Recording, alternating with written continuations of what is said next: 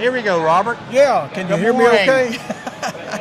Yeah, You name wanna here is tell me about Robert. Tell me about your stuff here. All right, here's Robert at Tarheel Designs. We're going to do a quick sweep over some of the products we have. Because you told me you didn't have a lot of time, and then you needed to get me to get the hell out of Yeah, here. you got to go because we got a lot of customers here, and I don't want to hold them up.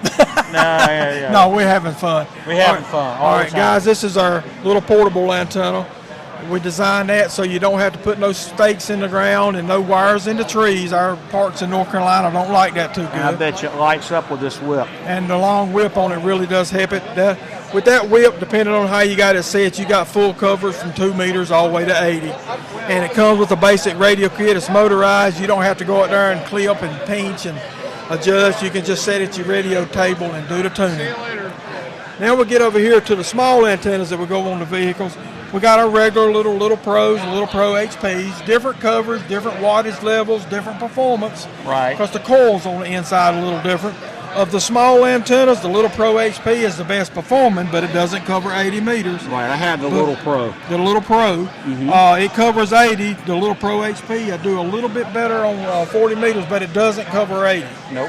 All right, then we come out, and this is just one of our heavy cradle mounts.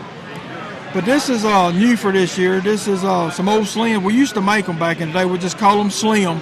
But it's a 3-foot base, same coil size as these.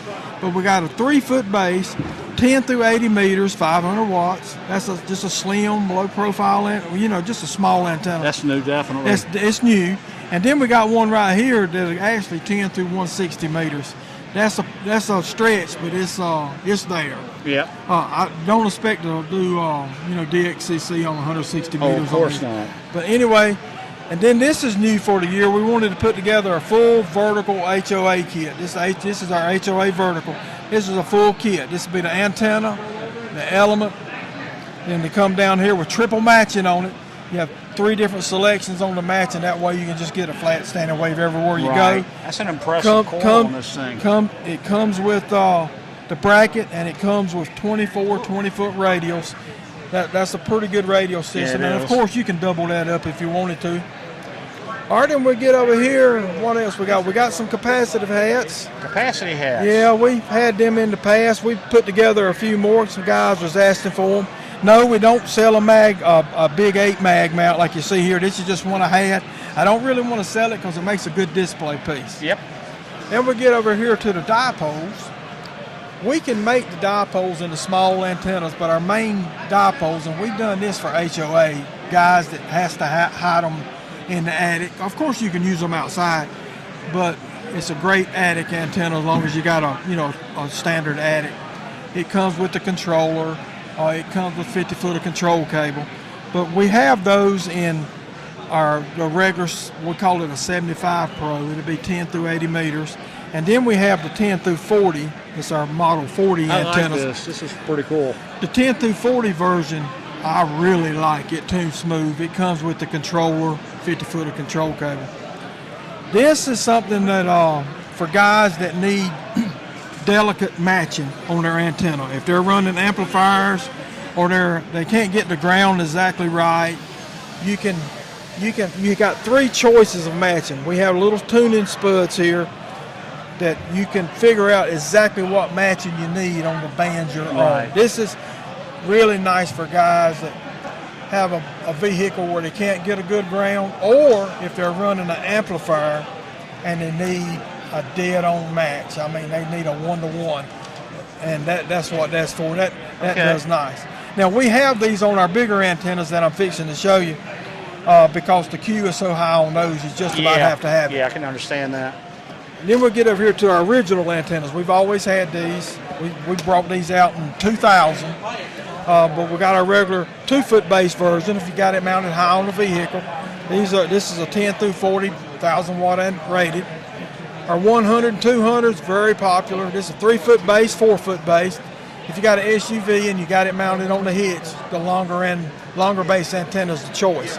We also have a 1000. This is just a 3-inch coil. It steps up. It'll use our standard large cradle mount, and it steps up to a 3-inch coil. If you already had one of these mounts, you could go over to our 1000 and not have to change the mount. So, I mean, it's still a 3-inch coil antenna.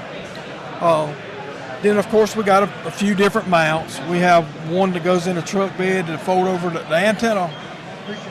All right, go. All right, you can mount this antenna.